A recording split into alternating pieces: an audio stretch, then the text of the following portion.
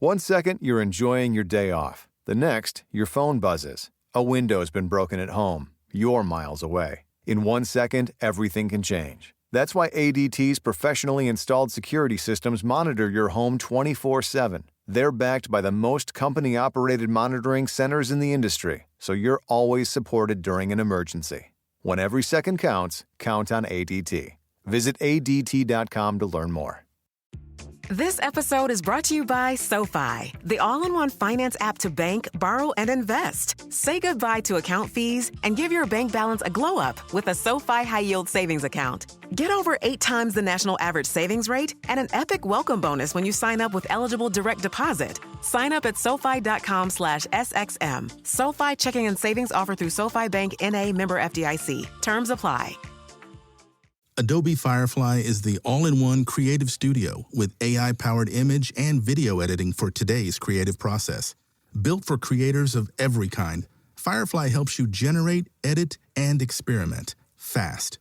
Because the asks aren't getting smaller, the budgets aren't getting bigger, and the timelines, oh yeah, still tight. With all the best creative AI models in one place, Firefly brings your ideas to life. Unlock a better way to make with Adobe Firefly. Hey weirdos, I'm Ash. And I'm Alaina. And this is Morbid Alaina-centric.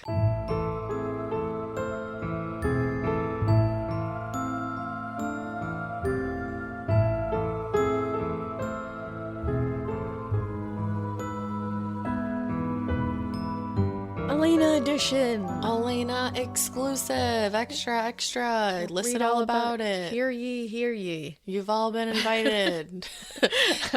We're like, the morning. It is the morning, which I feel like we're better in the morning. Yeah, no, I feel like when I get into it, I'm good. Yeah, I feel like it just has better results in the morning. I feel like at night we're both like tired. Toast. I just don't feel like I produce good content at night. Yeah, I just don't want to lead anybody into thinking that I'm a morning person, because I think Drew would literally blow up my spot and be like, she's Satan. Oh no, Ash is not a morning person at all. It's very difficult to get Ash up for a morning recording, but once we're here. I did it the past 2 days. Whoa. Yeah, I did it 2 days in a row there, buddy. And I came bearing coffee. You mostly did. That's for true. myself. That's true. And you know what? The last 2 days I've been able to get up early because my littlest one has slept. I know, which is nice. I mean, knocking on all the wood here, but let's hope this is the beginning of something beautiful. But yeah, so I think, do we have anything we want to like? No, patrons, people that support the Patreon, that's what patrons means. You can still get your pre-sale for the Ball of the Bleeding Hearts. If you didn't listen to yesterday's episode, your link is in there, and then general public sales will go down on Monday. And I think you guys are going to be getting a bonus episode very shortly, I believe this coming week. Yeah. Ash came up with a really good idea for one, so look forward to that because it's really cool. I think you guys are going to love it. It's a deep dive into something I feel we all hold near and dear to our hearts. It's a fascinating one, so I think you'll like it. And so look out for that. And I think, and for this episode, we decided that we just wanted to do like a little something for you guys. Just because you're rad. Well, some. We're going to be covering Brittanee Drexel today. And this is clearly, if anybody knows this case, then you know that it is a lot. A doozy, one would say. It's really only become a lot in the last few years with things coming out. So I'm going to split this into 2 parts. But because I know I don't like waiting a long time for part 2. And I know you don't like waiting along. So we're going to put part 2 out on Monday. And it's going to be ad-free. Ad-free! Just because... So you're going to get 3 episodes next week. Yeah. And one of them is going to be ad-free. Because we just figured, one, you should get the part 2 quick. Because you're going to want to know the conclusion to this. And I'm going to want to tell you. I feel like I just want to be like, guys, I got to tell you the end. And who doesn't love a little fun present? And it's just like a fun little extra because, you deserve it. You guys are awesome. So you'll get 3 episodes next week. We're going to try to throw a bonus episode in there for Patreon. It's going to be a crazy week next week. Yeah, I'm but a here good for one. it. But a good one. I'm gonna get sick of Alaina. No, that doesn't Never. happen. But so yeah, this one will release on Saturday, and then you're gonna get part 2 on Monday. So you'll only have like a full day to wait. Cool. So hopefully that'll be cool. Oh yeah, today's Saturday, isn't it? Yeah, today is Saturday. Holy cow. Today is Saturday. I thought that today was Friday. No. This week was a weird conundrum. Yes. With time. Yes, I don't to say understand. the least. Because my kid's birthday was on Monday, and that feels like it was 14 days ago, approximately. 14 years for me. Yeah, it feels like it was a long time ago. That's actually really crazy. Yeah, this week was strange. Did anybody else feel like they were in a weird time warp this week? Did something happen? Because it wasn't even like something specific that made it feel that way. It just, I don't know what it was. When I found out yesterday was Friday, I was like, oh. All my star people, what's up? Yeah, what's happening? What's Tell up us. out there? What's going on in the planets or whatnot? So let's start Brittanee Drexel. Okay. Now, I'd like to start this one by saying that this case is strange. Mm-hmm. It's frustrating. Mm-hmm. And I think it's going to make a lot of people feel like a little bit of a pit in many ways, because it's a parent's worst nightmare. And it's also like got Mean Girls in it. I think these kids, I feel like this girl got trapped far away from home with people that were absolute twats, like, and not her people. Thought nothing of her personal state, didn't give a shit about her, and basically brought her there to basically tease her. I think she was just the butt of whatever they were doing. I hate that. And it made me really angry to read. I was like, I'll get into like why they're assholes later. We'll spill the hot tea. Yeah, don't worry. No, I think part 2, I'm going to tell you everything that happened, how she ended up a missing person, because right now she's a missing person. They've never found her body. Right. They don't know exactly what happened, but in recent months and the year or so, they have found out a lot more. So that will be in part 2, and we'll go like way deeper into that. Will you tell me at the end of the I episode? will. Okay, cool. And I'll set it up so you'll know where we're going with it. Cool. So this happened Saturday, April 25th, 2009 is when she went missing. She went missing from Myrtle Beach, South Carolina. She was 17 years old at the time. And now we're going to get into who she was. All right. And how she ended up missing. Okay. Which is very frustrating. So Brittanee Drexel was born on October 7th. She was born in Rochester, New York.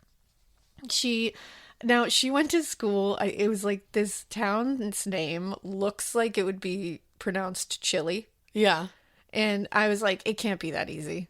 Is it child? Because no pronunciation is that easy. No, I think it's never. Chili. Chili. I'm pretty sure it's Chili, and I'm pretty sure I said it right. Chili. I'm pretty sure I said it right. You know what?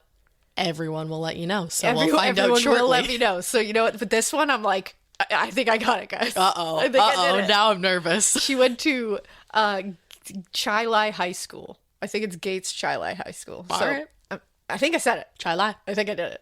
Either way, it looks like chili. Sorry, I just got excited and hit my. She's literally my over there microphone. waving her arms around like, I think I got it, guys. I think I got it. I'm really excited about this one because it's a weird one. It is. I would have just said chili, but I did my due diligence and looked it up. I was like, can't be that easy. No. Because I'll say chili and everyone will be like, you dumbass. I would have said child. Chili. So she was the oldest. She had 2 younger siblings named Marissa and Camden.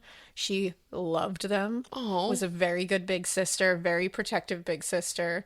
I couldn't find the exact ages. I believe that Camden was 5 at the time she went missing. Oh, God. And Camden was only a couple of years older than, or Marissa was only a couple years older than Camden. Okay. So they were young. Yeah. But she loved them. She was super sweet. Her mother, Dawn Drexel, said that when she was a kid, she absolutely loved the limelight. Yeah. She said in all the videos you see of her as a kid, she's like a total ham. Aww. Like always in she reminds me of like my youngest, so that she's like always in a tutu, always in like some crazy outfit, just being like right in front of the camera. Yep. And she'd always be doing something crazy. So I could so see that. she basically described her as just super goofy and super full of life. It always makes me like I want to like rip my heart out when you see the old home videos the of kid. a missing or or a dead person. Yeah, like the people as like toddlers sitting there in a tutu, like, having dancing. their whole life ahead of them. Because you just think of like their family looking at that, being like, we had no idea. We had no idea what the horror that would happen. It taints it. And actually, you know, when it came out later what they think happened to her, her mother said, I obviously don't know, and they don't have a body, and we don't have anything to go on except for what the FBI is telling us they think happened. Which makes that 10 times harder. Well, and she said, and this broke my heart, she said, all I can think of is her face in that situation. And she said, all I can think of is the terror that her face must have shown. And she was like, and I see it every day. My entire body just started like vibrating. Didn't it? It's because you just think of your child, like everybody's seen their child at one point or another, like scared, terrified of something, like, right. you know, when they're little, and to have to picture that on their face, thinking of something horrible happening to them. Because like we said, when you don't know what happened, filling in the missing pieces is the worst thing. Oh yeah. That your brain, you're left to do. Yeah. Your brain will fill in so much worse. And in this case, she doesn't need to. Yeah. Because the actual information is horrific. Oh, great. She was very close to her mother, Dawn. Her mother was married to a guy named Chad Drexel. We love a Chad. Britanee took his last name, was very close to her stepfather. I love that. Like, very, very close. They were tight. We love when a guy will come in and just do what he needs to do as a stepdad. I was thinking that. I was like, good job, Chad. Yeah. Good for you, Making Chad. a good name for stepdads across the USA. Yeah. Now, her biological father's name was John. He and her mother Dawn actually had Britanee when they were teenagers. Mm-hmm. So they both said, you know, they were babies themselves when they had her. So it was very closely after she, you know, a couple of years after she was born that they split up. Yeah. He moved to, I believe, Tampa, Florida. So he moved far away, which maybe it was for work or something. I couldn't find that out. Happened to me. And that's the thing. I don't understand moving that far away from your child, whether you guys are splitting up or not. I don't either. Because what happened was he didn't really see her for a long time. Yeah. They did rekindle their relationship, but only a year before this happened. I feel like that it's like reminiscent of some other cases where things like this happen, like not even with just like a father-daughter relationship, just any kind of relationship reconnects, and like you're so excited, and then something terrible happens. And I do like, because he was saying, you know, he would fly up to see her, and it became like a thing where every time he got to see her, he was like, I wanted to do everything with her. I wanted to take her shopping. I wanted to go out to dinner. Yeah. I just wanted to be with her, and we were getting to know each other more. And he was like, and we were just like becoming such good like friends and like father-daughter. And he says, like, I can't believe I only have that short of time, which I imagine he has a lot of, like... regrets. Yeah, and that sucks. That's horrible. Because he could have had a whole life with her, you know? But at least he has something to remember. At least he has something. You just wonder, like, you're like, why did it only start a year before she was gone? Like, yeah, you know, I don't understand that stuff, but... divorce is weird. It's a strange situation, so... Yeah. And I imagine he probably had to move to Tampa, maybe for work. That's what I'm going with. I couldn't find anything to tell you that. You never know. Just assuming. Or maybe like some kind like work or just a better opportunity. Yeah, and the good news is Chad Drexel was her father. Yeah. Like throughout when John wasn't, you know, like that. Right. That he stepped right in. Right.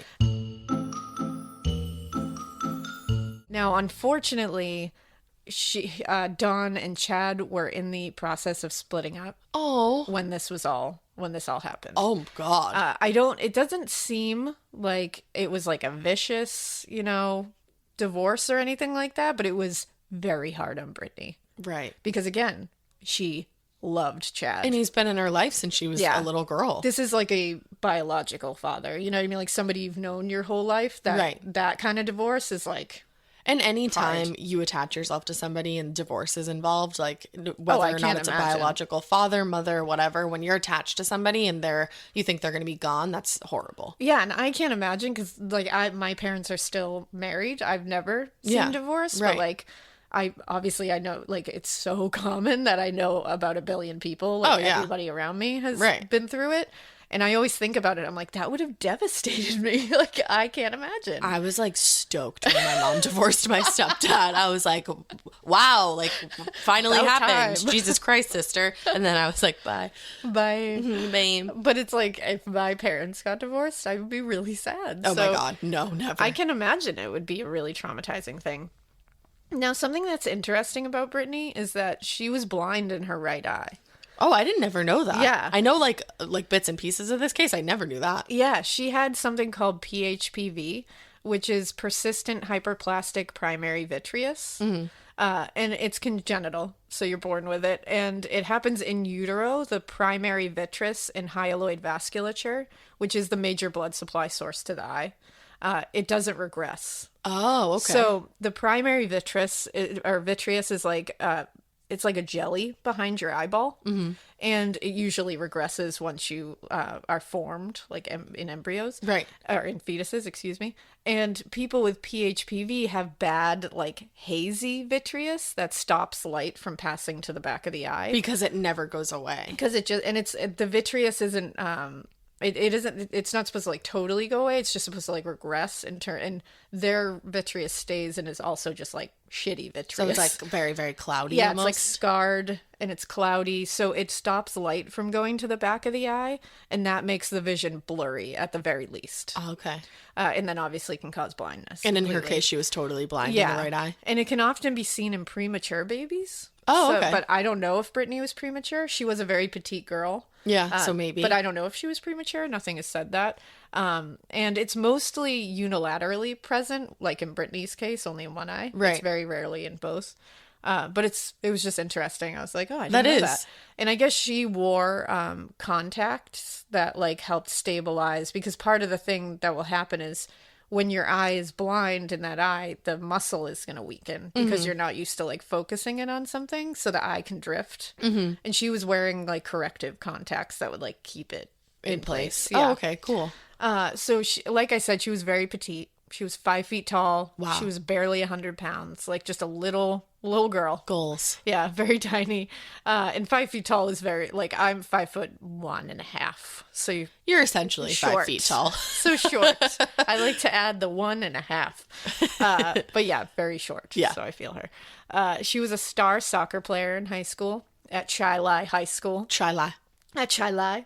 And everyone said she was like a beast on the soccer field. I love Like, it. She would like take you down. She's got her elbows Which going. I love. Hell Like, yeah. She's 5 feet tall, like She's scrappy. barely 100 pounds, soaking wet, and she's just like taking people out on the high school soccer field. Soccer pit. Soccer pit. It's like, let's go down to the soccer pit. I played soccer when I was little. I don't know why I just called it a pit. That sounds like something I would do. I'm not really sure. The soccer rink. The soccer. The soccer court.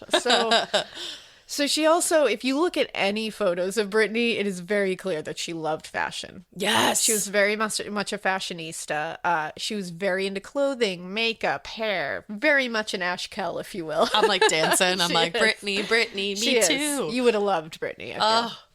And she had aspirations. She loved to model, like do like, you know, amateur modeling. She would That's take cool. those like cute little shots where you're looking over your shoulder. Oh, yeah. You know what I mean? And she also she wanted to become like a cosmetologist. She wanted to go to cosmetology school. She wanted to be Ash Kell. I love it. And she was very into it. She was, you know, she was like you. She like changed her hair all the time. Yeah, it's a hairstylist thing. Yeah, and she was beautiful. Oh. Like beautiful. She had a beautiful smile. I've seen pictures Yeah. of her, and it just breaks your heart. Yeah, she's just one of those girls that like you would be like, "Oh my god, look Yeah. at that girl." Right. You know? So pretty. But fast forward to April 2009 when she's 17 years old.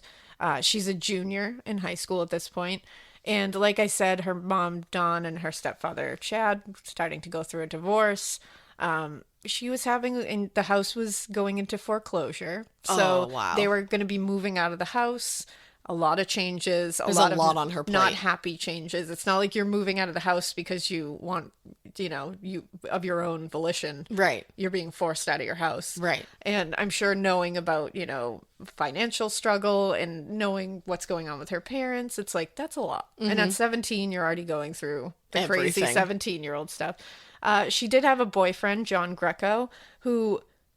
I love John Greco. Like, every interview you see of him, you're like, you really loved her. Oh. Like, he really loved her. And Do he really they stepped do up. the thing in like the crime shows where they like point to him and then they're like, but he was great? No, they actually don't point to him because he was nowhere near this. Okay, He good. had nothing to Because do you know with when this. they lead you to believe and then you're like, I Yeah. hate that I hated that guy for even a fraction of a second. Exactly, because then you're like, he's a lovely person. Thanks a lot, No, Dateline. John is just straight up lovely. Okay, good. I think they were dating for about 2 years, on and off. Yeah. They had the typical They're 17-year-old in high school. relationship. You break up every 5 seconds. Yes. So at this time, they were going through somewhat of a rocky period. Mm-hmm. So it was like piling on with the divorce and everything. She, at this time, was diagnosed with depression. She was taking antidepressants for it. But she was, at the time, she was feeling stable. There was no indication that she wanted to harm herself there's reports in like certain places that like she overdosed on like pain medicines at one point.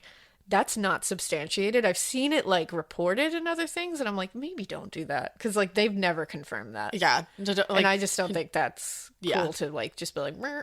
So people like to say that for shock factor. and I feel like they just kind of like are drawing off of she was diagnosed with depression, so let's tack on a overdose. And it's like, no, like maybe it happened, but like we're not sure. It's not substantiated, so I wouldn't say that actually happened. Every one of her family and friends said she in no way would want to hurt herself. Okay. That's and let's off the believe her table. family and friends. And I believe her family and friends Right. off the table that she would want to hurt herself, and that she would never like run away. She definitely didn't run away, and we will find out why. There's very clear indication she didn't run away. Well, and you said in the beginning she loved her little sister and little brother. She loved her little sister and her little brother. Right. Regardless of what she was going through with John, her boyfriend, she loved him. John. She loved her mom. She loved her mom. She wanted to become a cosmetologist. She had goals and she had a good she family. had goals, and it's like we're gonna see like she didn't bring anything that would indicate that she was running away. It just doesn't make sense. So she wanted to go to spring break, like any 17-year-old who is surrounded by kids going to spring break. It wasn't like a big thing in my school. No.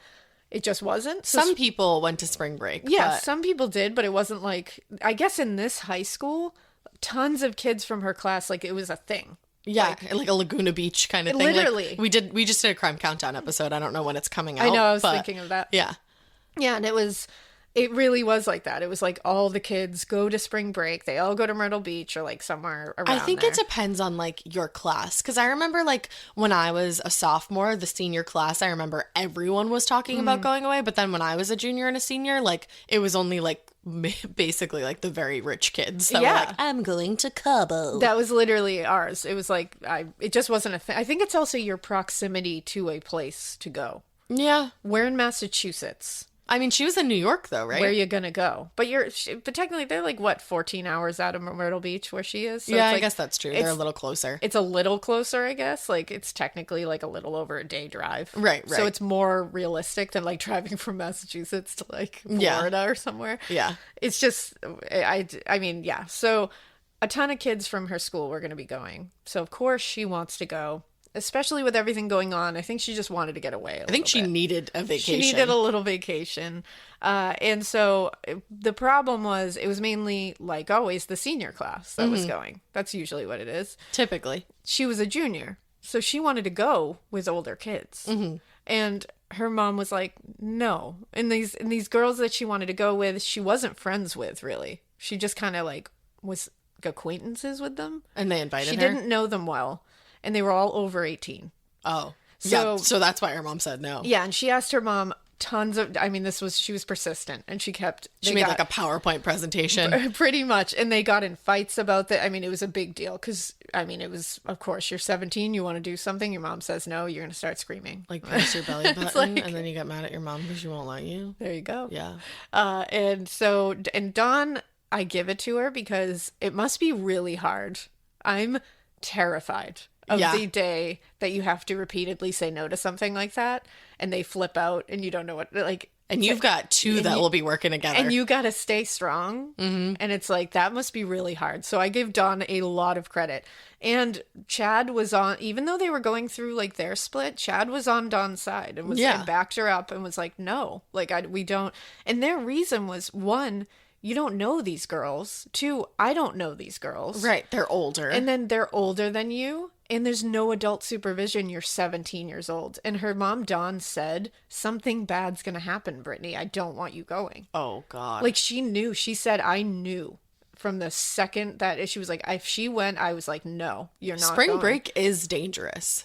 Mike, I'm telling, I hope they're going to listen to me when I'm 17. Maybe they'll listen to this podcast. Girls, you're not going anywhere on spring break. No, Hi. I won't let them. I am going to be the cool fun aunt. I can't wait. I will fully back you on that. Like, and I'll be like, listen, TT, who did like every bad thing, didn't go on spring break. So you're not either. No. Mark this day, January 23rd, 2021. You're not going on spring break. Nay, like Bailey Sarian says. And again, Dawn and Chad did the right thing. They did the right thing. Yeah. They told her no. They stuck to their guns.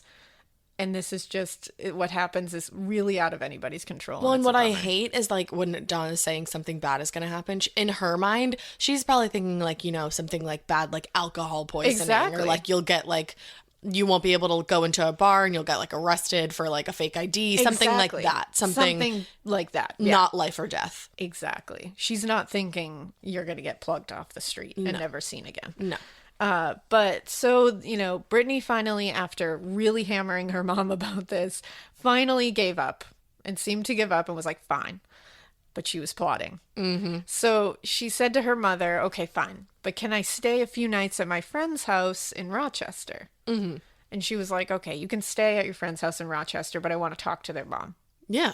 And she was like, because again, these are the girls. I used to fucking hate that. Oh, I'm going to do that shit. Ma did that to me all the time. And I'm going to be such a pain in the ass as an older. I know. Sometimes I think about it and I'm like, those poor girls. Yeah, but they'll be very protected. They will. You know what it was? I went from having like absolute freedom when I lived at my mom's house. Yeah. I could do whatever the fuck I wanted. And then I moved in with my grandparents for that very reason. Yeah. And they were like, yeah, you live at the convent now. Yeah. My grandma literally called it the convent. She did, because you needed it. Yeah. And I just want them to know, like, I love you and I don't want anything to happen to you. And I'm sorry if that pisses you off. The older you get, like now I'm 24, I'm going to do the same shit with my kids. Exactly. Because you love them and you care about them. Yeah. And you just want the best for them. Exactly.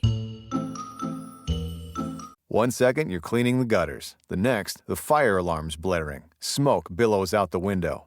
In 1 second, everything can change. That's why ADT offers DIY security systems that let you monitor everything from the ADT Plus app. Their technology helps first responders find you in an emergency. So tackle your to-do list. Your home's protected. When every second counts, count on ADT. Visit ADT.com to learn more.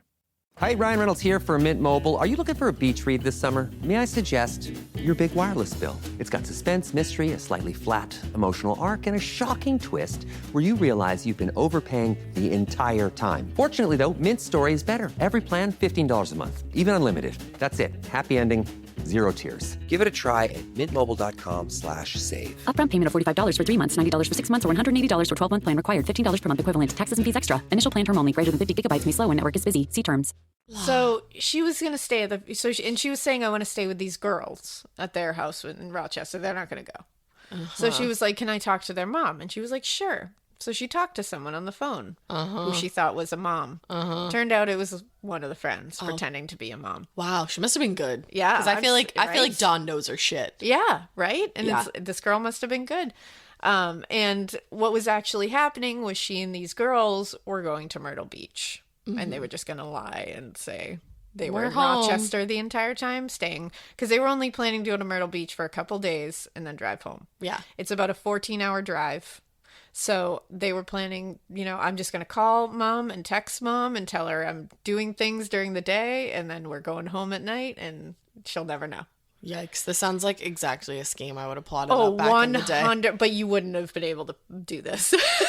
If I still lived If with you my lived mom, with your mom, 100%, I would have been like chilling in Myrtle Beach. Oh, yeah. Ma and Papa, they would have like drove to Myrtle Beach and like killed me. They would have got you before you even thought of the plan. Yeah, they would have like saw me packing. Yeah. And been like, really? You're stupid. I see the bathing suit. Yeah, no, they would have been like, we know you.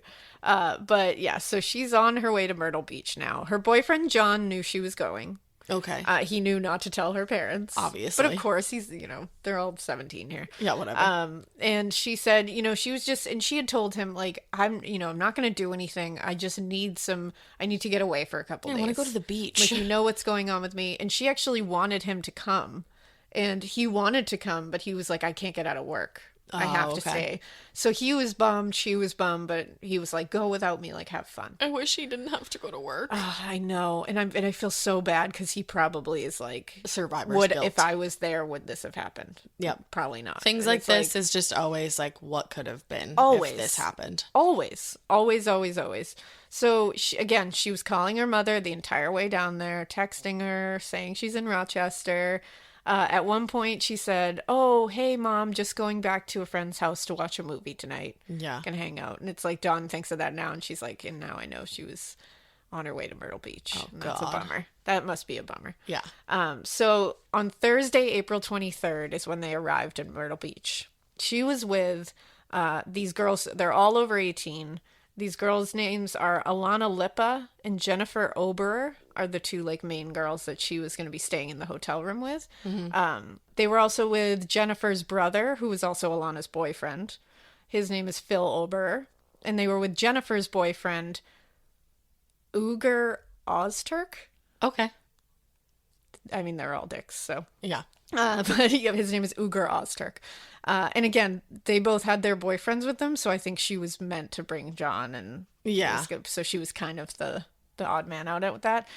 With them was also eventually a guy named Viet Guillen, Louis D'Amico, and Nico Chirico. There are a lot of guys in this equation. A lot of guys, and there's more. There's more guys when they get there. So and there's only the two girls, yeah. Alanna and Jennifer, and then Alanna obviously and there's Britanee. Yeah.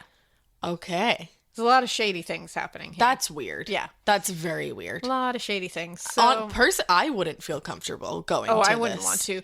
And here's the thing. So none of these people were really good friends with Britanee. Right. So she probably didn't even know who was going to be there. She probably didn't even know most of these people. Right. And then she knows Jennifer, she knows Alanna, but like even people at school were like, yeah, I guess they knew each other. They weren't friends. Like maybe they were like out. Just becoming friends or and something. I guess, and I think what this was what we find out is that Alanna and Jennifer were big party girls. They were big into drugs, big into the party scene. And I think they were like these cool, wild girls.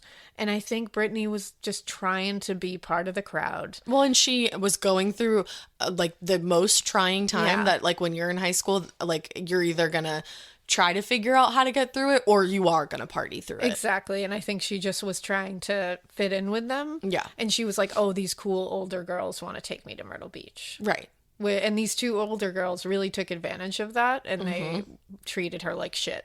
I hate that so much. And I hope it just gives them lots of wrinkles. Yeah, and I hope they don't have access to a good retinol cream. I hope they don't. Or Botox. And never give those girls access to retinol cream. Never. Put don't do it. Yeah, do not give mean girls access to retinol cream. I think that's a good retinol cream. Don't do it. No. So yeah. So as we've pretty much laid out that these girls are partiers. They're into drugs. This is not a good situation for Britanee to be in. No. But she thinks it is, of course, because she's 17. Mm-hmm. Now, this is going to play into later why Britanee finds herself in a pretty risky situation. Okay.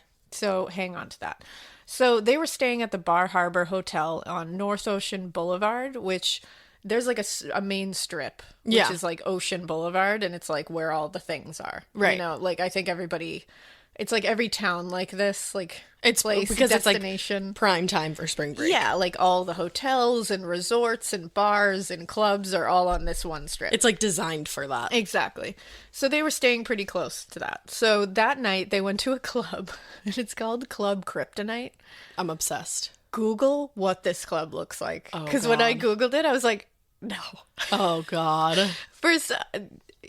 If you pulled up in front of this club and were like, we're going here, Alaina, I would laugh at you so hard. If you got in the car with me to go to a club, I would laugh so hard because I'd be so excited. Because this place looks like, it looks like in a comic book, like where the bad guy would have his headquarters. Yeah, so I Which think makes sense, 'cause kryptonite. I've mentioned puffer bellies before. That Sure is have. where my phone got stolen in the under 18 club we would go to. Sure have.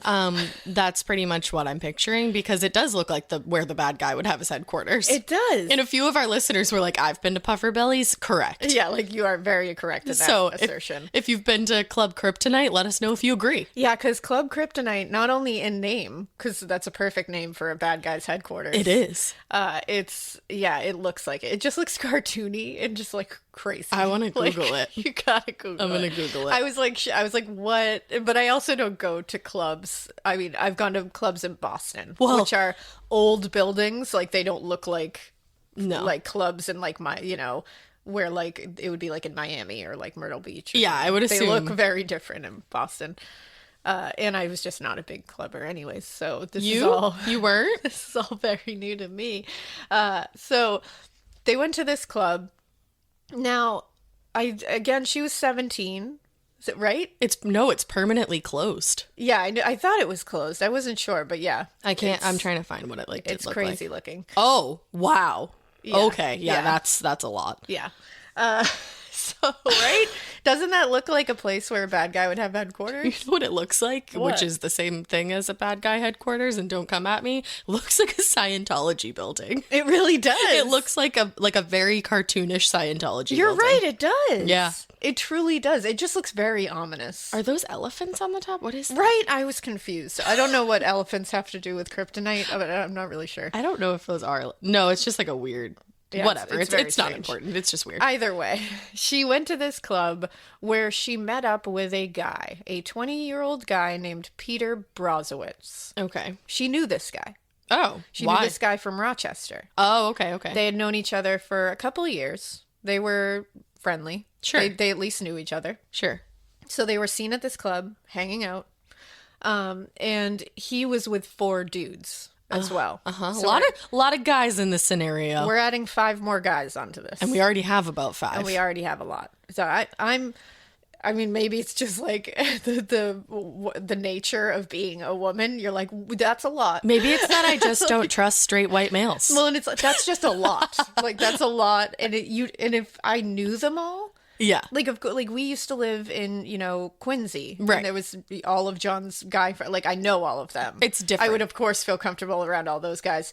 Guys, I don't. That's a lot of guys that you don't know. Well, and you weren't in high school. Yeah. It's a very different thing when you're 17 and you're hanging out with like fellow 17-year-old guys. But when you're getting into like 19, 20-year-old guys and you're 17, I'm sorry, there is a big jump there. Of course, and I wonder if she was, I wonder how uncomfortable she was. Intimidated. Because these girls, Alanna and Jennifer, knew a lot of these guys. So Right.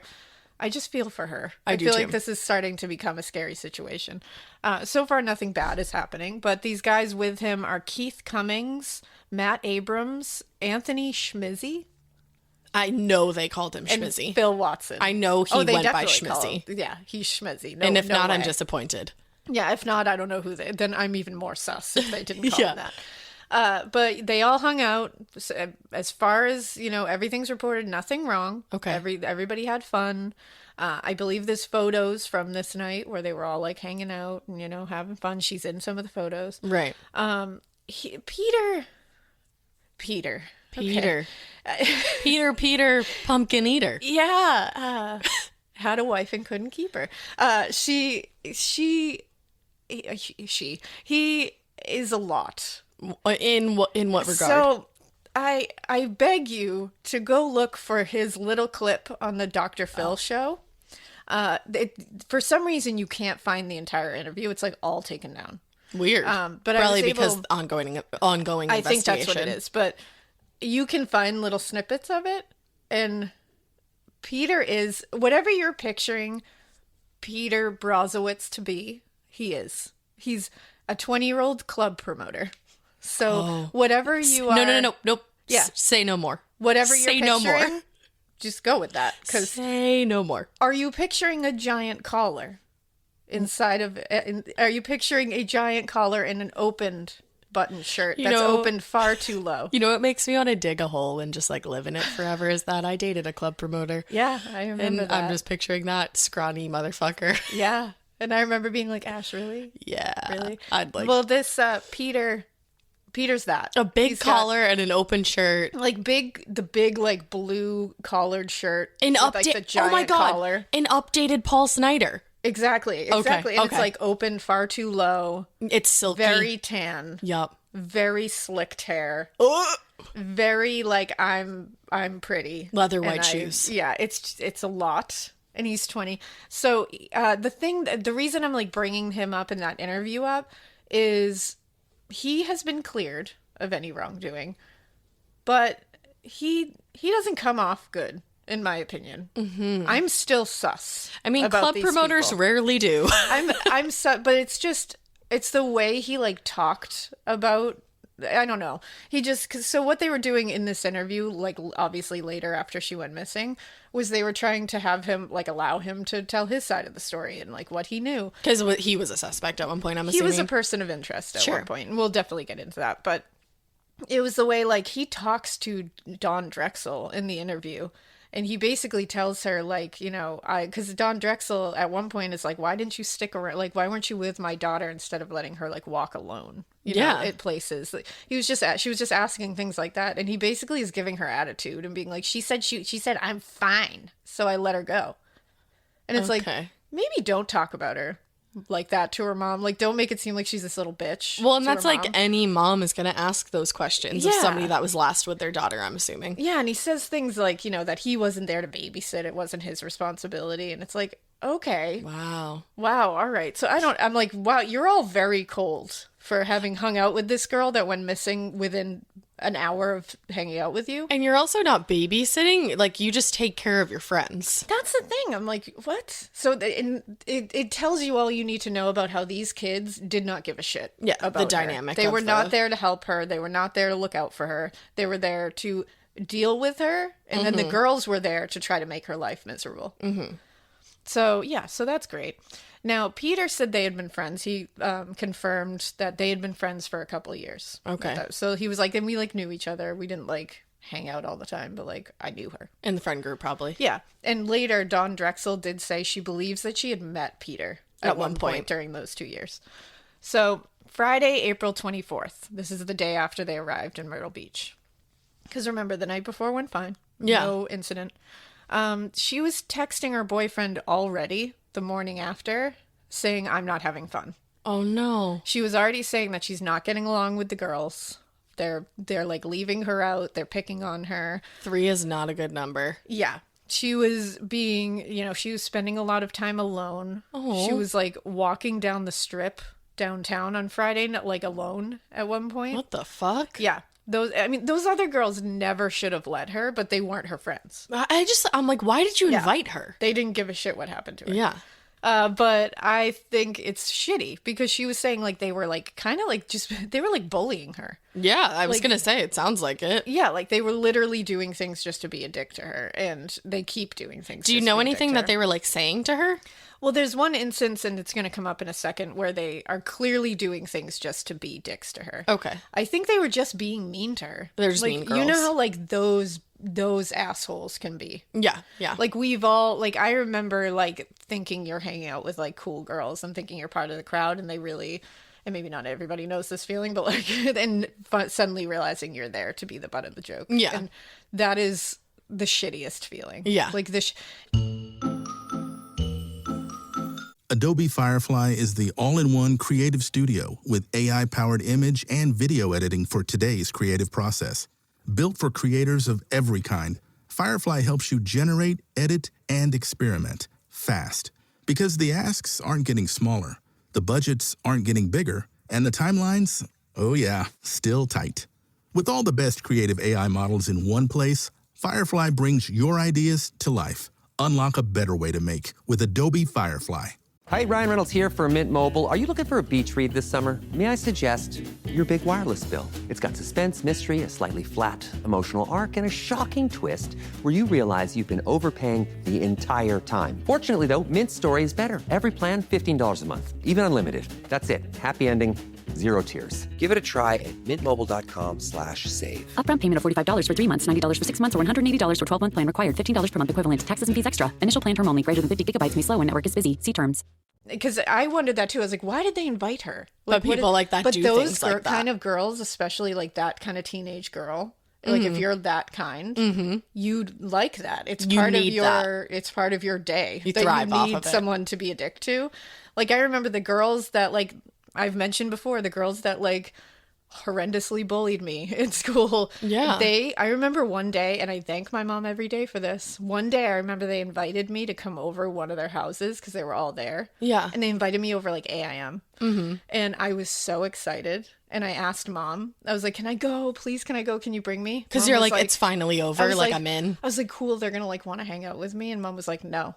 Yeah, because she knew what was going to happen. And she refused, and I was so upset, and I was so mad at her. I was like, what? Like, they're cool, and I want to hang out with them. And she was like, no. And later, she was like, I knew what they were going to do. Yeah. And she was like, something terrible was going to happen when you got there. That's the they thing. were inviting you to be the punching bag. AIM group chats with like girls that you weren't friends with always end badly. Because do you remember when I called you because all the popular girls in 6th grade got on AIM and invited me into this group AIM? Yep. And they invited me to something and they said, it's next Tuesday. We'll see you next Tuesday. Yeah. And I was like, okay, cool. Because I was in 6th grade, so I didn't Yeah. know what that meant. And I was like, yeah, like they said, see you next Tuesday. And you were like, yeah, they're not doing anything on I was Tuesday. like, no, they're not doing anything on Tuesday. They just called you a cunt. Yeah. And I was like, now I'm going to kill them all. So So yeah, we know all about yeah. the girls that need to be, they're just, they need to invite you in. and they don't make it far in Because life. it makes them feel good about themselves to bring you down. And that's awful. Because by all accounts, Brittany was like a sweetheart. So well, it's you like, know what I'm thinking too, and obviously it's a very cliche thing to say, but you said she's beautiful. Oh, they she's were got all this jealous as stuff fuck. going. They're jealous. Go look them up. They were jealous. Yeah, like she's I can tell you gorgeous. that 100%. And it they seems were like she jealous. was like a likable girl. She had like a lot of friends. She's pretty. She's Oh, yeah. nice. She had, and her boy, she had like a cute boyfriend. Right. Like she had tons of friends at home. She Right. was popular back in Rochester. Like everybody liked her. And so they were definitely Jealous and threatened, I bet. Yeah, she's this like little cutie, and they're like, let's try to make her feel bad. Really. But while she's walking on Friday, she's walking down the strip, like the main drag, and she's alone At night? I think this was before it got dark, but I think it was right as it was getting dark. Though it was getting to a point. I mean, she A should sketchy never time. be walking by herself, because even in the middle of the day, shady stuff can happen. Yeah, as we know. But yeah, I think it was coming up to dark, so she definitely shouldn't have been walking by herself. But I think she was just trying to get away from them, and probably was like, and she was texting her boyfriend the whole time, being like, "I hate it. I want to come home." And Like, she they're is mean. trapped because they drove her there. Exactly, and she's 14 hours away. So Jesus. it's not like you can be like, "John, please come get me," because it Right. would take him as long to come there as it would to just wait it out for another day. Right.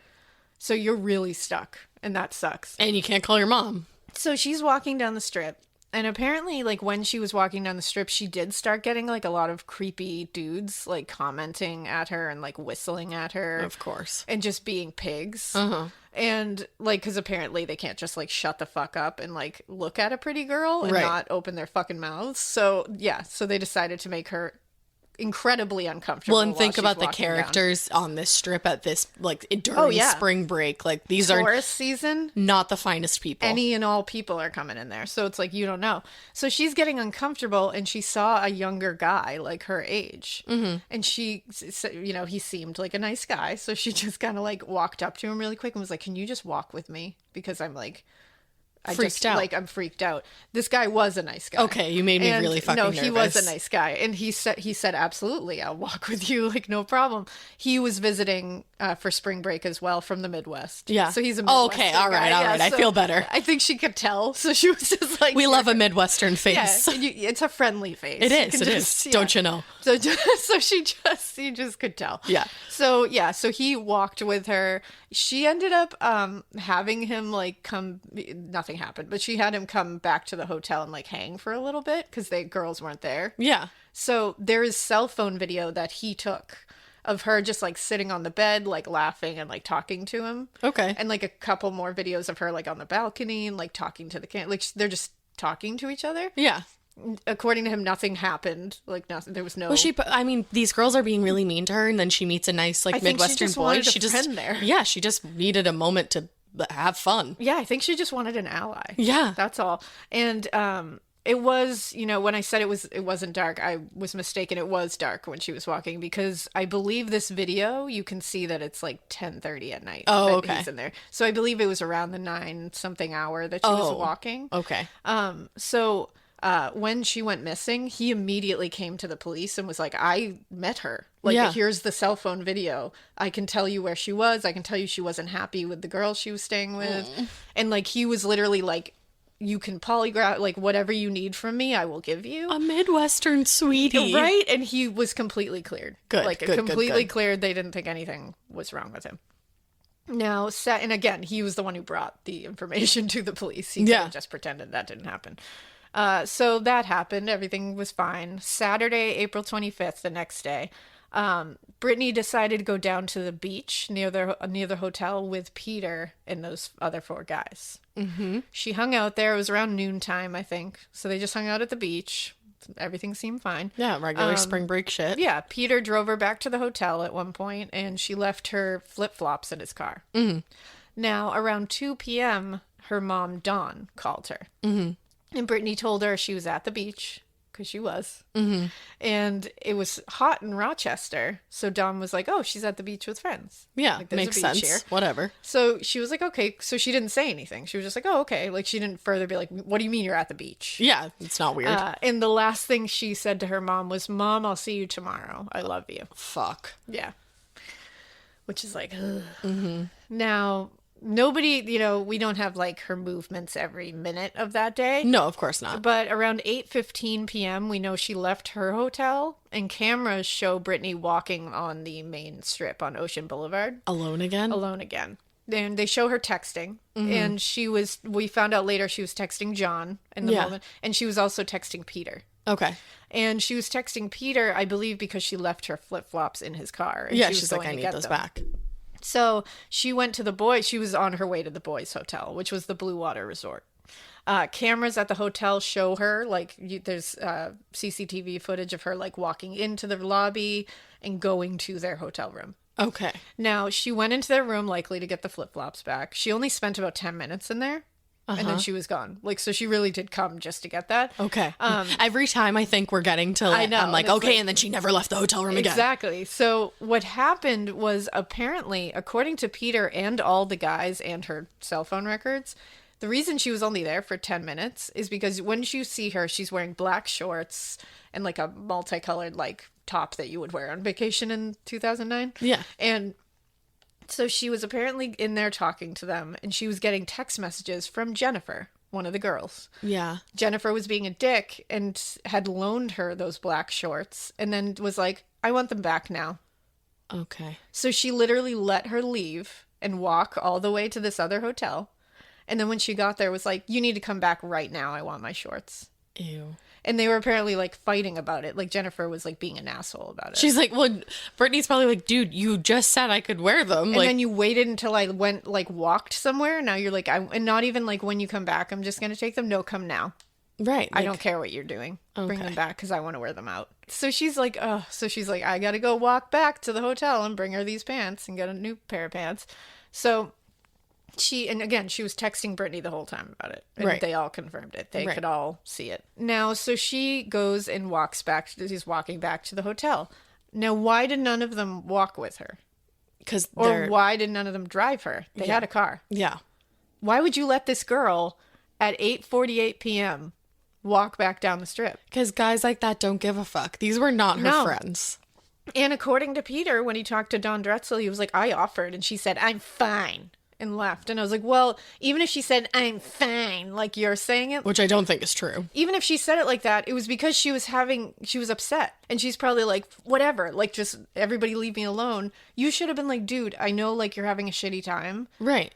I'll just drive you. You can drop him off and like hang with us. And Right. like, we'll Like, you have a fucking heart. Step by step on how to be a good fucking friend. Yeah, like, you're 20 years old. Grow the fuck up. You're 20 years old think and about somebody else. This like, is Jesus. a girl that you've been friends with for 2 years. Like, take care of her. Like, and just, like, you should have an instinct to take care of somebody. Like, it's just, like... a younger girlfriend. And it's not taking anything out of you're not sacrificing anything to take care of. Just be like, dude, let me drive you. And even just be like, if she's like, I'm fine, just be like, no, if it's not for your sake, let me, because I don't want you to walk. Yeah. Like, just try to be a fucking good gentleman. Guy. Yeah. Chivalry is dead. It just annoyed me. And I'm like, all four, and the other four guys, none of you had the instinct. Think about who these people were. Oh, it just drives me nuts. Like, no club promoter is being like, I'll drive you home, honey, unless it's like for his gain. Exactly. But it's like, gosh. Yeah. It's just horrible to listen to. Yeah. So 8:48, she's on camera leaving the hotel. That's like the infamous footage everybody sees of her, like, walking out of the hotel. Now, she's walking back on the strip and she's texting John, her boyfriend. And she's telling him, I'm so fucking miserable. I just want to come home. She said, I'm packing up my stuff when I'm getting back in the hotel. I'm just staying in tonight. I want to go to sleep. I want to get up and come home. Mm-hmm.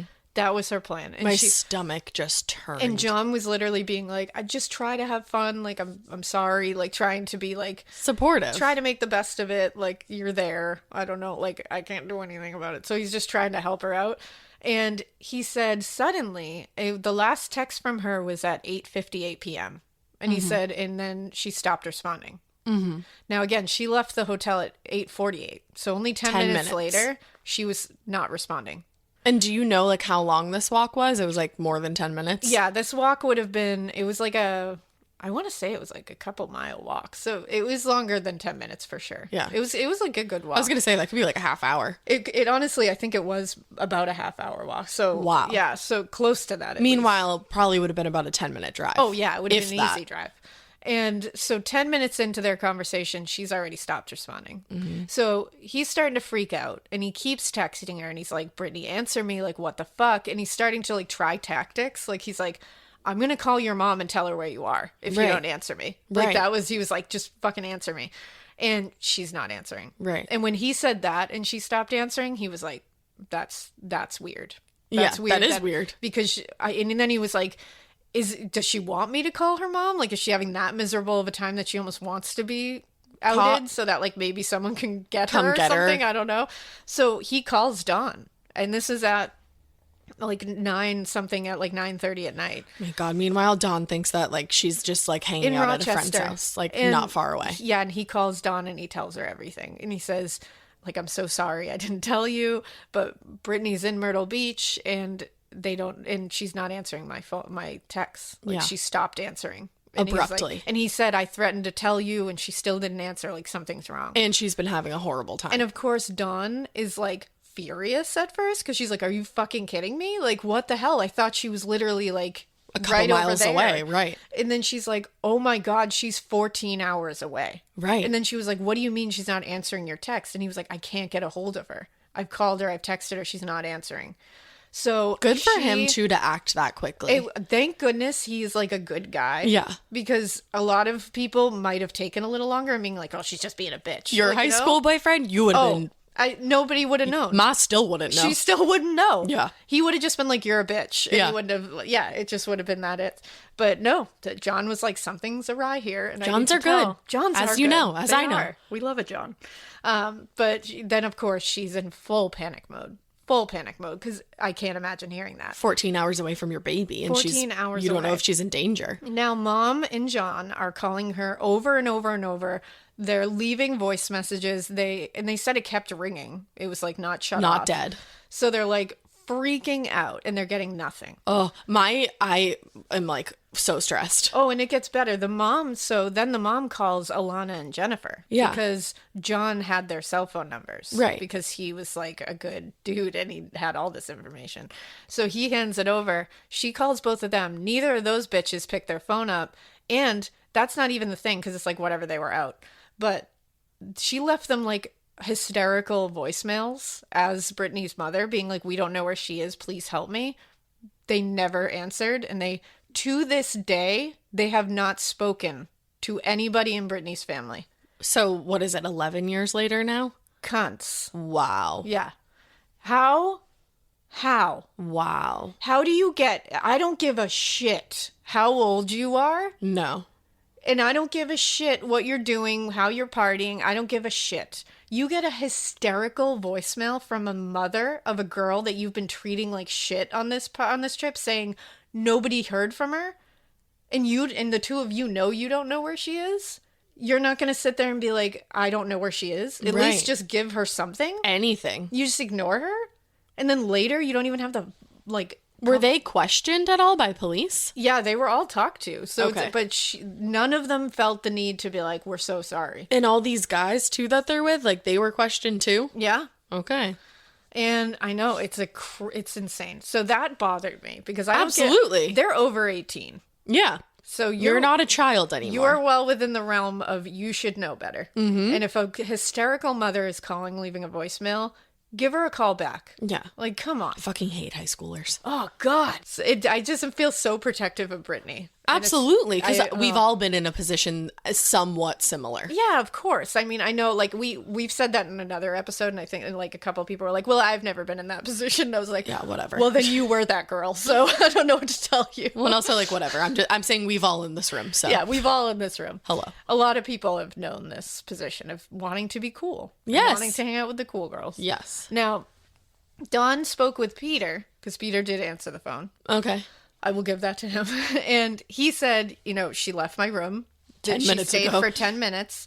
And he said, she was texting with Jennifer and they were in like a fight about shorts and she stayed for 10 minutes and then she left. That's Right. the last I've seen her. Right. And he was telling the truth by all accounts. And, he probably thinks it's like this stupid thing. Like, boys are always like, oh, girls' fights are stupid, which that Yeah, is a of stupid course. fight. So he's probably like, maybe she like went somewhere to blow off steam. Yeah, and he had no idea. She just left. Yeah. He didn't know that she went missing after that. Like, Right. he was just doing his thing.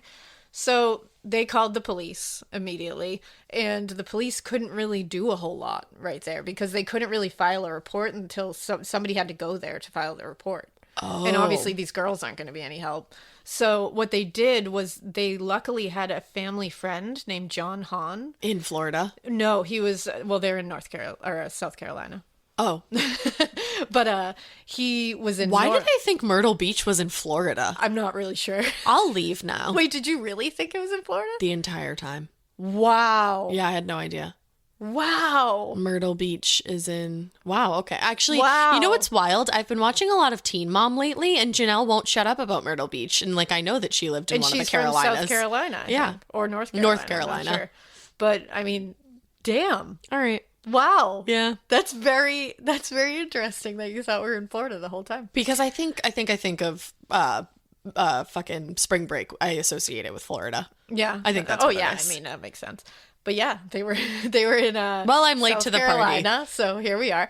And they had a friend, John Hahn, who was actually in North Carolina. Okay. So he was about 3 hours away. Okay. So Dawn called him, told him what was going on, and he was like, I will go there right now. I'm going to drive. And he was like, I'm going to drive there. I'll file a report. Wow. What a good guy. What a good guy. Again, Johns. Another good John. Hello. Here we are.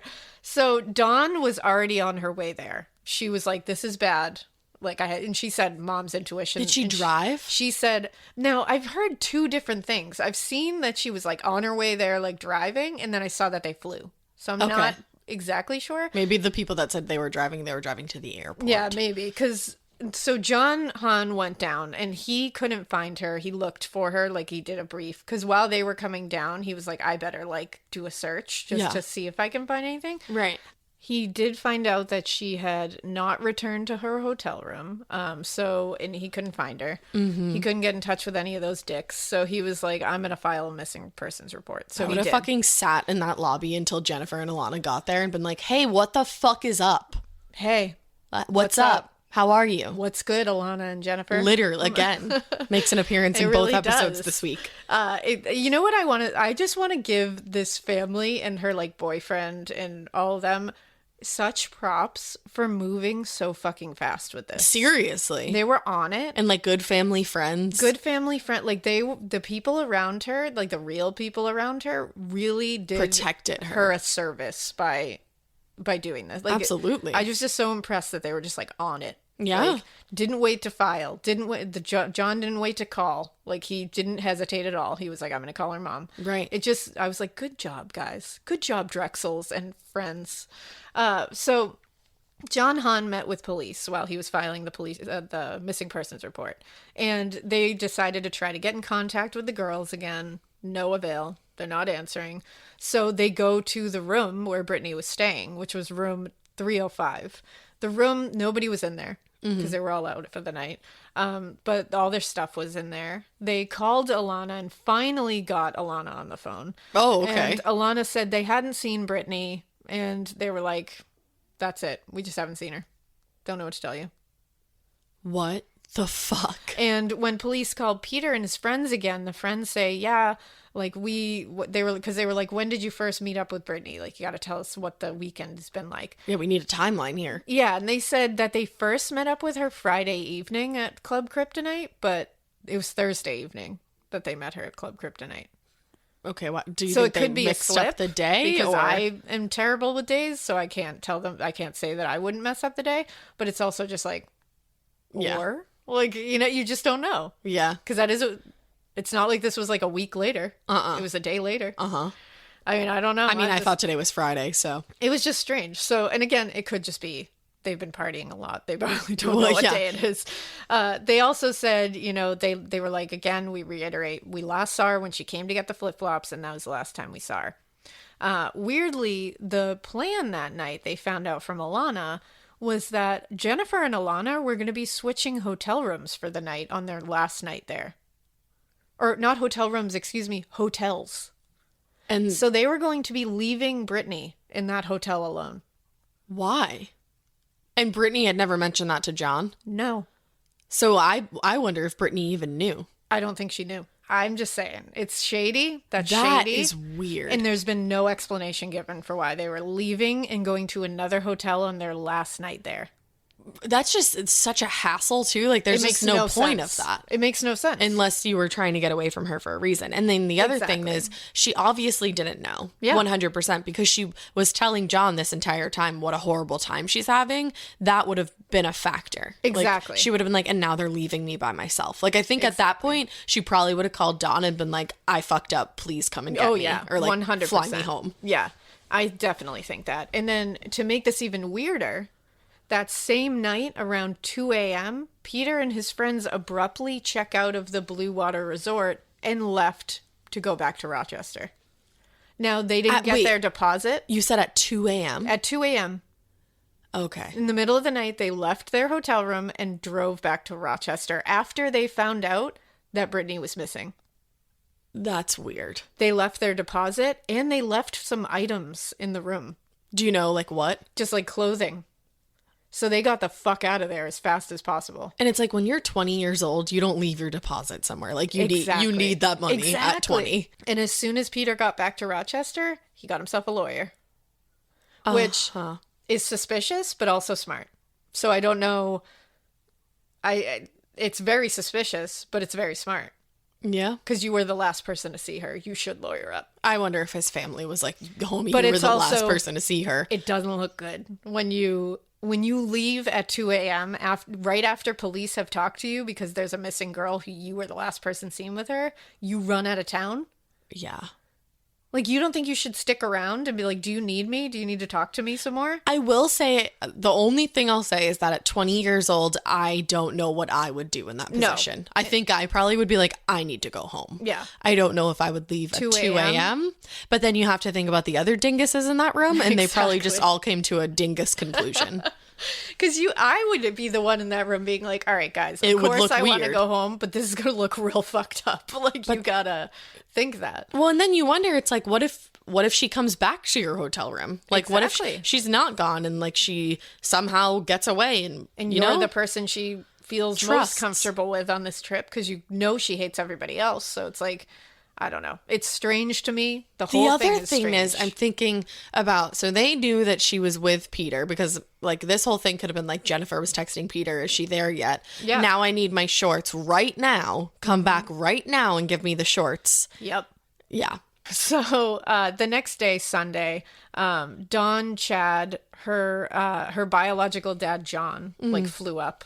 So many Johns. And her boyfriend, John, and Dawn's parents all went down to Myrtle Beach to search. So they all arrived. They were canvassing the place. I mean, they had already printed flyers. They were handing out flyers, talking to everyone they could, talking to law enforcement. Law enforcement had gathered a massive search. I mean, it was on. And what they found out was, they found out all the information. They were finding out that Peter and his friends left at 2 a.m. That's so finding out about weird. the hotel rooms or the hotels. And then they find out that there's been no activity on Brittanee's bank account or her card. Mm-hmm. There's been no text messages sent from her phone, nothing like that. Mm-hmm. 1 second, you're enjoying your day off. The next, your phone buzzes. A window's been broken at home. You're miles away. In 1 second, everything can change. That's why ADT's professionally installed security systems monitor your home 24/7. They're backed by the most company-operated monitoring centers in the industry, so you're always supported during an emergency. When every second counts, count on ADT. Visit ADT.com to learn more. Hey, it's Ryan Reynolds here from Mint Mobile. Now, I was looking for fun ways to tell you that Mint's offer of unlimited premium wireless for $15 a month is back. So I thought it would be fun if we made $15 bills. But it turns out that's very illegal.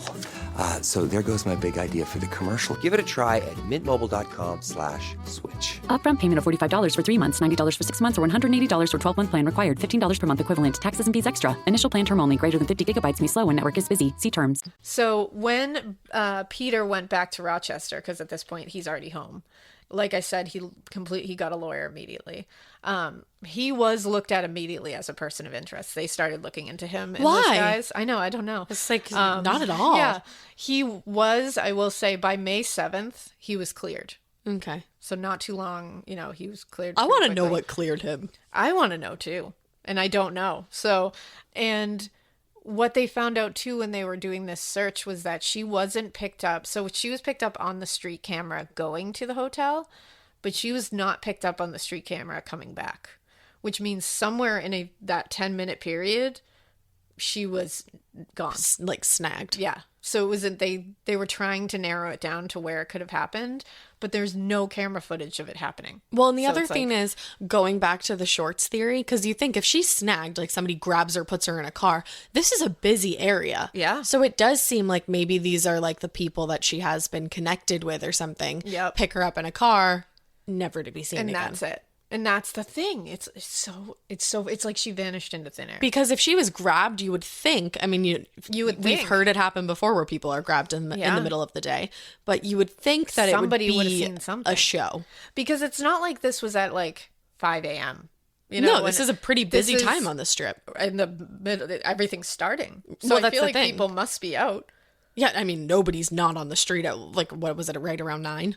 Yeah, it was like 9 o'clock. Yeah, like, So it's like everybody's out then. Right. People are going to see. It's like, what the fuck happened? So was there like a nab and run, or was it like get into a car? in a car that she must have known. Yeah. That's what's so strange about this. Now, this is when the investigation takes a scary turn. Okay. Because her parents are in town. They're going crazy trying to find her, handing out everything. They're talking to everybody. Law enforcement searching.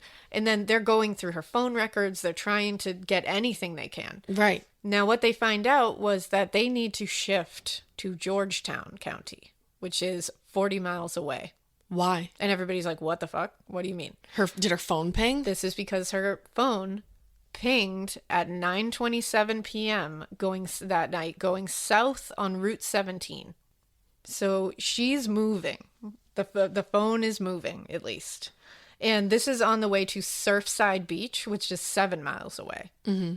Now, the speed that this ping was seen, they could tell the speed that it was moving at. It was moving at such a rate that it was in a car. Okay. So they said, at least the phone is in a car, which means she's likely in a car. Now, more pings were at 10:18 p.m. and the last one was at 11:58 p.m. Oh, no. The 11:58 p.m. was the one that was 40 miles away in a Georgetown County town of McClellanville. McClellanville. That's really hard to say. McClellanville. McClellanville. Now, it is close to a boat landing. Oh my God. Yep. No. And it's on this place called the North Santee River. Mm-hmm. It's in an area, and this is when the phone shuts off. Now, they are terrified at this point because this is just swamp. And, like, there's nothing out here that you need to be going to. And there's also wild boars, alligators, like, bad news. Like, it's not a place you want to be. Oh my, what the fuck? Now, they said that there's just, first of all, the rate at which that phone went there Was fast. was like shooting, it was going straight there. They weren't stopping anywhere. It was like, this is the destination.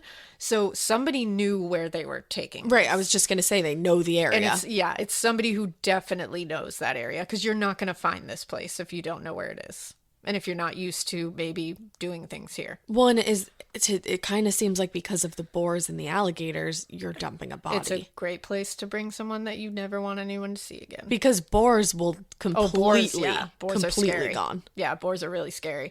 And they focus on this. They start using everything they can to search this area. They were like using helicopters and sniffer dogs and like anything, all the resources they could to find this. And they searched, so 11 days of searching, they found nothing. They weren't able to find anything. The family had to return home at this point. Because I can't imagine going home. Yeah. And they're like, we have to regroup. We have to like figure out what to do next. Now, a month after Britanee went missing, something interesting happened in Myrtle Beach. A man named Sean Taylor was arrested for trying to abduct a 20-year-old girl outside of the Blue Water Resort. Oh, shit. Around 4 p.m. 4 p.m. Jesus Christ. Middle of the day. Like I said, I'm glad I said, it could happen. He and another man, allegedly, because he was let off for this, I should say. Allegedly, he and another man jumped out of a van, tried to grab her, and when she was walking down the strip. And why were they let off She for that? escaped, and he was arrested, but he was somehow let off because he had an alibi. Mm-hmm. So, allegedly, he was accused of this. Hypothetically. He was accused of this. Now, a month later, a man named Timothy DeShawn Taylor, who is Sean's son, just saying, was brought in and questioned by the FBI. And he was brought in because he was brought up by several people in the area that maybe you should look into this guy for Britanee. Yeah. And so after they spoke to him, they said, they didn't really have anything on him, but they were keeping him in mind, just like he was brought up. So now his name's in the investigation. Now 8 months go by and nothing. Mm-hmm. It's going cold. Shit's not cool. And then they get a tip. Mm-hmm. And this tip led investigators to an area near where that phone had pinged, that swamp area, near like Georgetown, McClellanville. I hate this. They found a pair of sunglasses. Now, what's weird about this is that these sunglasses were brand new. They were not sitting out there for a long time. They weren't dirty. Yeah. Nothing. And you would assume something in a swampland would be pretty dirty. They didn't look like they were sitting out there for any length of time. They looked like they were placed there. Mm-hmm. So people were thinking, because then they tested them, there was no DNA on them. So they're clean. So like they're brand new. Or yeah. Because also everybody was like, yeah, I don't think those are Britanee's. Like, okay. I don't know what those are. But there's a theory that's going around that this was done to lead them away from the real location of the body. To like make them focus on an area that wasn't the area. Oh, that would be very smart. It's just weird. In a fucked up way. Or it's somebody just being an asshole. Yeah. Because people are assholes and like to involve themselves in these things and like fuck up investigations. So that could definitely be it. Right. So in 2016 is when because everything starts going quiet. There's nothing they found. They just she's a missing person, no body, no nothing. We go to 2016. Timothy DeShawn Taylor is brought up again. Mm-hmm. He was arrested for a robbery of a McDonald's in 2011. He was like the getaway car. What a character. He served a couple of years probation, but the other people that were involved here got like prison time. So the FBI brought him back in to chat with him because they were like, I think we can because he shouldn't have gotten 2 years probation. He should have gotten more like the other people. Right. And so they kind of used that to bring him in to talk to him about Britanee again. Yeah. Because they were like, his name is brought up again. So they're like, let's just talk to him again. And they were just like, we just want to chat with you, that's all. And so at this same time that this is being done, an inmate at a prison nearby named Taquan L. Brown sent a letter to prison officials saying, I know you're talking to Timothy Deshawn Taylor. Let me tell you what I know. What? And what he said is, I know what happened to Brittanee Drexel. What the fuck happened? And he said it involved a period of time being held captive, an assault, a gun, and alligators. And so they were like, okay, let's chat with you. So he said the people involved in this happened to be Timothy Deshawn Taylor and his father, Sean Taylor. Mm-hmm. So what he said, and this is terrible, so just want to lay that out. Trigger warning. He said back in 2009, when Britanee went missing, he said he went to a stash house in McClellanville. That's apparently where, like, there's guns and drugs and you sell things from You there. keep your stash there. Yeah, a stash, if you will. He was going there in McClellanville, which happens to be the place where her phone pinged. Mm-hmm. Just want to put that out there. He was going there to do a deal with Sean Taylor. Mm-hmm. Like an exchange of goods and money. He went there, so he went through the house, and he said as he walked through the house, he saw Britanee in that house being held against her will. She was being sexually assaulted by Timothy Deshawn Taylor and about 8 to 12 other men in the house. Oh, God. No. He said he went to the back because you just ignore that because you're there for your thing. Well, you're a shady character, And so. you go back, he met with Sean Taylor outside. He said they were doing their exchange, and he said they're just talking. And then Britanee ran from the house trying to escape. Mm. And he said the men came out, grabbed her. They said that she was beaten with a pistol, like pistol whipped, brought back into the home, and then killed with 2 gunshots. And he said that he saw them bring her body out wrapped up and throw her into a pit of alligators. He saw them throw a body into a pit of alligators and didn't say anything until years later. Exactly. He also said that he knew she was held a couple of days and was trafficked, like being sold out to other men, because when her disappearance had drawn such media attention that the Taylors got scared and were planning to kill her anyways, because they were like, this is too high profile. Oh my God. Yeah. Well, and it was like a couple days after she went missing, or a month after she went missing, that the ping happened? No, the ping happened only like the day, like a couple days after. Okay. Yeah. Okay. So for a period of While time, they were it could have still just down been in Myrtle Beach. a couple days that they were driving her to this location. Oh yeah, and the FBI now, which we're going to get into in part 2. I'm going to go further into what they think now. They say that they know that she was held for a period of a couple days before being killed. So everything that this guy is saying could be weirdly pretty accurate. Up. And there's other witnesses that have come forward and said and corroborated this account. Now, that's horrific. My mouth is literally just like hanging I hope open that's right not now. what happened. I hope that's not what happened. And just as a last thing before we stop before part 2 is Brittanee's father, Chad Drexel, said later, he said he was out there handing out flyers in Myrtle Beach when they first went down.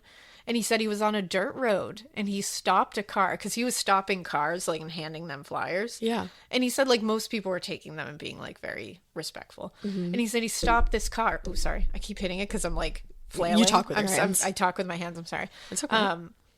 So he hands this flyer to these people in this car. And he said it was a bunch of guys in a car. Mm-hmm. And he said, the guys in, like, the back were, like, whispering to each other, and these guys were, as he's explaining, like, do you see this girl? Have you seen this girl? And then he said, I'm her father. She's missing. Like, can you help? Like, if you know her or if you've seen her, can you just call?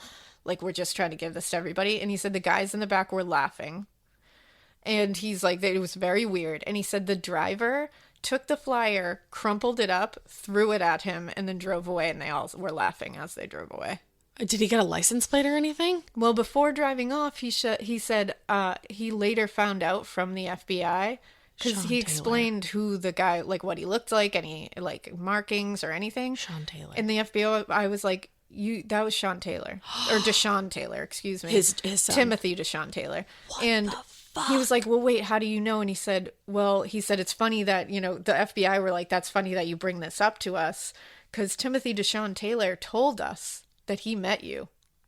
Dude, what the fuck? So it's confirmed. Dude, that makes me want to like start sobbing. Right? Like I actually feel like I'm going to start crying cuz like I feel like that's what happened. I feel like that's what happened too, and it's really hard. And to be that fucking callous, evil. To be that cold and callous and evil. Even if you didn't do it, like, even if, like, somehow he has nothing to do with it. Even if you had nothing to do with it, you're an evil person for reacting that way to a father handing you a missing person poster. This case is absolutely gut-wrenching. It's unreal. And there was an interview with Chad and Dawn, and Chad relayed that story of meeting him. And so the interviewer was like, so you believe that you met Timothy Deshaun Taylor? And he was like, oh, no, I know I met Timothy Deshaun Taylor. Like, because the FBI told me I did. And it's like, what the fuck? First of all, my arms are covered in goosebumps right now. And second of all, I'm like shook right now. It's hard. And so what we're going to do is we're going to end here, because part 2, we're going to talk about the FBI investigation and what has happened recently to kind of just open this case up. And again, that's going to be like an ad-free episode. But I have so many questions. And I want to go further into what they've been looking into right now, in some of the interviews with Timothy Deshaun Taylor and like all this. So yeah, I think this is just a lot of bad people, and she was in a very terrible situation that she couldn't get out of. It's just, it's a horrific, and her poor mother is like, and Chad and everybody, and like her biological father, John, they've all said that, like, John fully is like, I don't want to believe that's, no, like, it's got to be something else. Like, I can't wrap my brain around that. Fathom that as a father. This is like one of those like shows, like, this is like Unsolved Mysteries, like a show that's on there. Or a case, that's on there. I'm like so shook right now. I feel like I can't even form a thought. But that you just watch and you're like, I need to know what happened. It's so much. Like, this is right up there now in my mind with like Elisa Lam and JonBenet Ramsey. Oh yeah, I gotta know. And the FBI thinks they know.